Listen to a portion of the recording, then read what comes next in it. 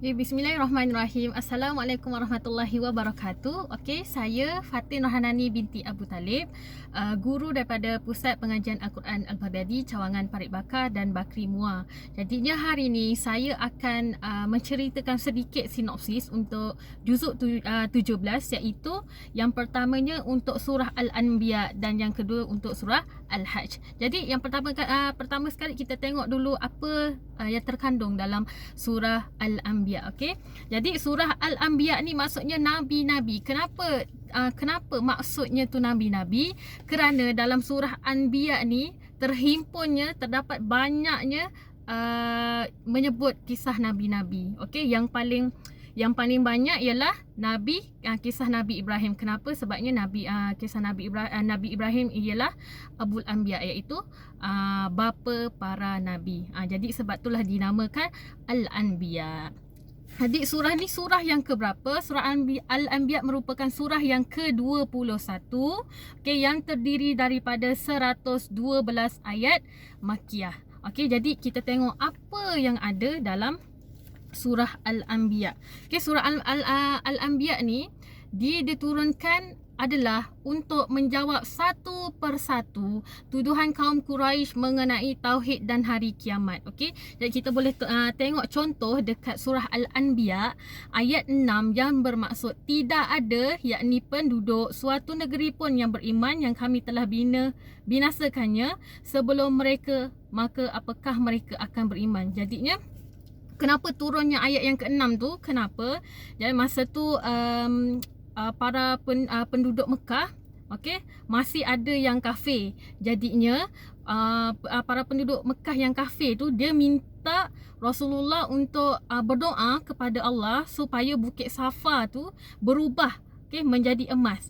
Dia nak tahu kalau betul Nabi Muhammad tu dilantik sebagai Rasul, jadinya dia minta Nabi Muhammad tu ubah Bukit Safa tu menjadi emas. Lepas tu malaikat Jibril pun berkata dekat Nabi Muhammad, Jibril kata doa tu boleh je makbul, tapi adakah kalau kita makbulkan doanya tu orang kafir tu akan beriman kepada Allah? Kan pertanyaan dia kan. Jadi Jibril kata suatu hari nanti mereka akan dibinasakan sebelum hari kiamat. Jadinya permintaan yang Nabi Muhammad tu minta tak dimakbulkan, tapi satu hari nanti Allah yang akan bagi balik sebelum hari kiamat. Itu antara yang terkandung dalam surah Al-Anbiya ayat yang ke-6. Jadi dalam surah Al-Anbiya ni juga adanya dekat ayat 36, iaitu yang bermaksud, dan apabila orang kafir itu melihat kamu, mereka hanya membuat kamu menjadi bahan ejekan. Mereka mengatakan, apakah ini orang yang mencela Tuhanmu? Padahal mereka adalah orang yang ingkar daripada mengingati Allah yang Maha Pemurah. Jadinya ayat ini turun kenapa? Jadinya masa tu Abu Jahal tengok Rasulullah tengah berlalu tu, maksudnya tengah pergilah daripada sini ke tempat yang lain. Jadinya Abu Jahal berkata dekat Abu Sufyan, diakah Rasul untuk Bani Abdul Manaf? Kan semua orang macam tak waktu tu semua orang macam tak yakin kenapa dia menjadi Rasul waktu tu. Lepas tu Abu Sufyan pun tersinggung kalau orang itu, yakni Muhammad, menjadi Rasul bagi Bani Abdul Manaf. Mendengar ejekan itu, lantas Rasulullah mengatakan, aku tidak melihat kalian berhenti menggangguku, nescaya akan datang siksaan Allah sebelum waktu yang dijanjikan. Iaitu waktu yang dijanjikan tu bila? Waktu hari kiamat. Jadi dalam surah ni juga, di penghujung surah Al-Anbiya ni ada juga disebutkan bahawa kedatangan para nabi merupakan rahmat bagi manusia. Merupakan rahmat bagi manusia. Jadi